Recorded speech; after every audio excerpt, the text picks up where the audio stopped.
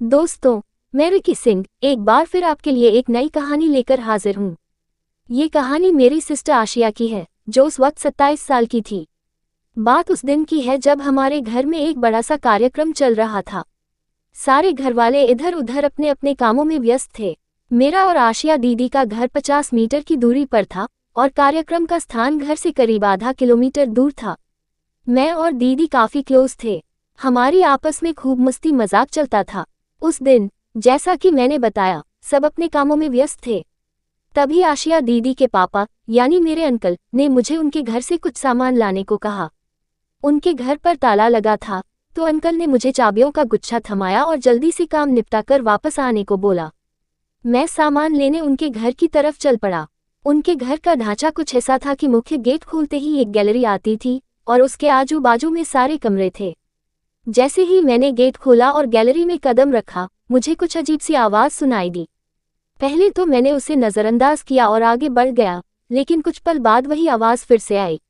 मुझे लगा, अरे ये तो दीदी की आवाज है, लेकिन मैंने कुछ बोला नहीं। चुपचाप उनके कमरे के पास पहुंचा। वहां से मोर्निंग जैसी आवाजें आ रही थीं। मुझसे रहा न गया और मैंने की होल से अंदर झांक लिया। जो नज़ारा मैंने देखा, उसने मेरे होश उड़ा दिए। मैं तुरंत पीछे हटा और जोर से आवाज दी, दीदी आप घर पर ही हो क्या? दीदी की आवाज एकदम सहमी हुई थी। हाँ, तुम कब आए? मैंने कहा, बस अभी आया हूँ, अंकल ने सामान लाने को बोला है। तभी दीदी ने अपने कमरे का दरवाजा खोला।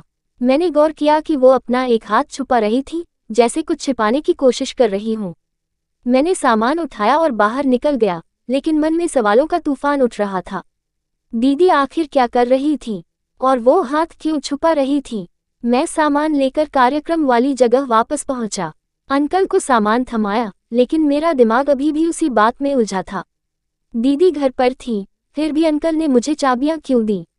और वो आवाजें, वो हाथ छुपाने की बात, कुछ तो गड़बड़ थी। मैंने सोचा, दीदी से सीधे पूछना ठीक नहीं होगा, क्योंकि हम भले ही क्लोज हों, लेकिन कुछ चीजें पर्सनल होती हैं। फिर भी उत्सुकता मुझे खाए जा रही थी। थोड़ी देर बाद कार्यक्रम में दीदी भी आ गईं। वो बिल्कुल नॉर्मल लग रही थी, हंस मुस्कुरा रही थी, जैसे कुछ हुआ ही ना हो। मैंने गौर किया, उनका वो हाथ अब नॉर्मल था, कोई छुपाने की बात नहीं। लेकिन मेरे दिमाग में वो की होल वाला सीन बार बार घूम रहा था। मैंने सोचा, शायद मुझे कुछ गलतफहमी हुई होगी। फिर भी मैं चुप नहीं रह सका।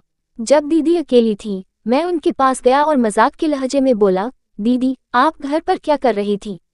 मैं तो डर ही गया था, वो अजीब सी आवाजें सुनकर। दीदी एकदम से चौंकी, लेकिन फिर हंसते हुए बोली, अरे तू भी ना रिकी। कुछ नहीं, बस मैं अपना पुराना रेडियो चेक कर रही थी। शायद वही आवाजें थीं। उनका जवाब सुनकर मुझे थोड़ा शक हुआ। रेडियो, वो मोर्निंग जैसी आवाजें रेडियो से, और वो हाथ छुपाने वाली बात। मैंने हल्के से पूछा, तो वो हाथ क्यों छुपा रही थी आप? दीदी ने तुरंत बात पलट दी, अरे कुछ नहीं, बस हाथ गंदा था, पानी गिर गया था। तू भी ना जासूस बन रहा है। मैंने हंसकर बात टाल दी, लेकिन दिल में कुछ खटक रहा था। दीदी कुछ तो छुपा रही थी। मैंने ठान लिया कि इस राज को जानना है। उस रात, जब सब लोग कार्यक्रम में मस्त थे, मैं चुपके से फिर उनके घर गया। गेट खोलकर गैलरी में दाखिल हुआ। इस बार कोई आवाज नहीं थी। मैंने दीदी के कमरे की तरफ देखा, दरवाजा बंद था। मैंने हल्के से की होल से झांका, लेकिन अंदर कुछ नहीं दिखा। कमरा खाली था। तभी मुझे उनके बेड के पास एक छोटा सा डिब्बा दिखा, जो आधा खुला था। मैंने हिम्मत करके कमरे में कदम रखा और वो डिब्बा उठाया।